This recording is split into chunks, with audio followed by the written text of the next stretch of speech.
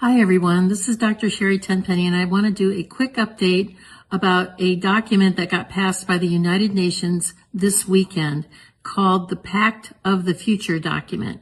It's two parts, one on science and technology and one about the youth and future generations. It is quite egregious, and it was done by a procedure called the silence procedure, which makes it a pact.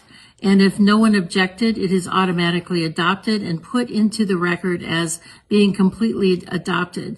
This is the World Health Organization's runaround, or end around. Since they were not able to get the World Health Organization treaty passed, they decided to take it to the General Assembly. And it is even more egregious than what the World Health Organization was wanting to get passed. Let me just read you something really quickly about what is inside of this pact that is now being accepted by 193 nations around the world and equally open-armed accepted by our current administration. It says that this is the power structure, fully digital and maximized for the control of the masses. Everyone will be expected to have a biometric digital ID that marks them not just as citizens of an individual country, but as a global citizen. So anytime you hear global citizen or anytime you hear sustainability, think that this is an egregious thing that's happening at the level of the World Health Organization and the United Nations. Anyone that has a dissonant opinion will be labeled as misinformation, disinformation, or malinformation and memory hold. Perpetrators for unapproved information will be fact-checked and punished by the system, which will be operated and enforced by artificial intelligence.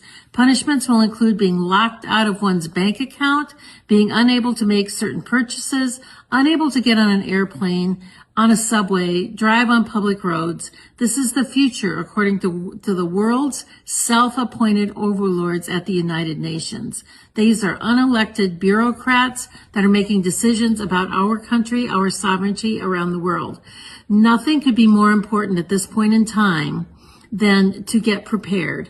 Have water, food, digital access, flashlights, a way to communicate with family and friends. Now is really the time to get involved and get prepared, because this is what's coming. Our Congress is sitting on its hands.